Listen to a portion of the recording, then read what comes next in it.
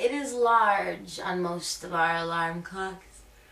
It is not unusual to find it in the center of the structure, too. For you see, it must be easy to reach. One must not have to scrutinize their alarm clock half open-eyed in order to be granted a few more minutes of slumber. It is a lifeboat and you are drowning. It should be easily accessible.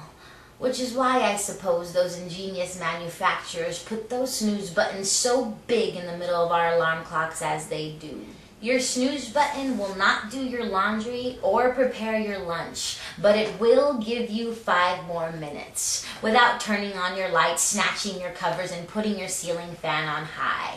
And maybe that's the problem.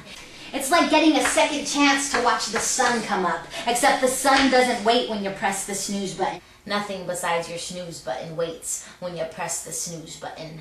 No one could snooze that damned rooster, you know, and those cows are not going to milk themselves. Those udders do not have 10 more minutes. Your snooze button does not have a gestation period and will likely gather nothing for you, but you can always count on it for 5 more minutes. And maybe that's the problem.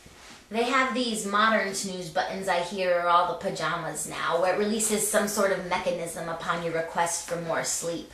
A schizophrenic propeller is shot towards your ceiling and hovers just above your eyelids, like a fly or bee near your hamburger or at the sticky mouth of a soda can. Just try and swat it, hit your nose.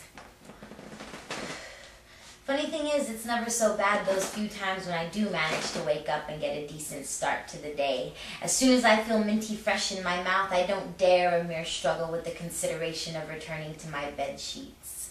These are the times I try to train myself to remember when I'm lying there, face to pillow, contemplating yet another snooze. I tell my sleepy slump of a self to think for once of future Amanda. She will be grateful if Amanda could just manage to wake her present ass up. But present Amanda soon falls to past, and before you know it, I'm bursting out of bed cursing that past Amanda in languages none of the Amandas knew I could speak. Curse insomnia upon her and see how much trouble she has waking up then. She says what would she do with those few extra minutes anyway? I say as many times as she resorts to snoozing, it never comes out to just a few minutes. She should account for miscellaneous time. What if you need to find your sock, I tell her. She says nobody knows they have to find their sock until they can't. It'd be foolish to plan time to find my sock, for if I knew I'd have to, I'd kill the bird right then and there, if just to save a stone tomorrow.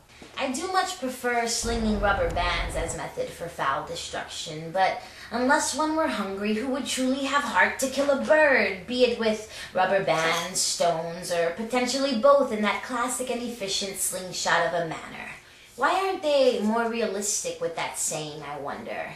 Let's kill 9 birds with 1 stray helium balloon left over from some kid's Saturday birthday party, or might as well kill a school of fish with that plastic left from your 6-pack.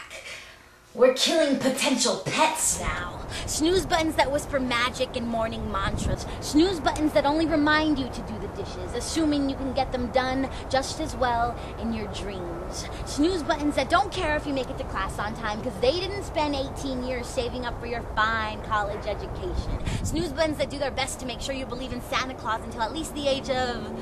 Snooze buttons that do their best to make sure you believe in Santa Claus. They've even got these snooze buttons where it's got this car-like piece that jumps off, pops out wheels, and rolls around, bumping into anything that stands in its way. It is telling you your room is a mess, and this is the closest that snooze button will ever come to your mother.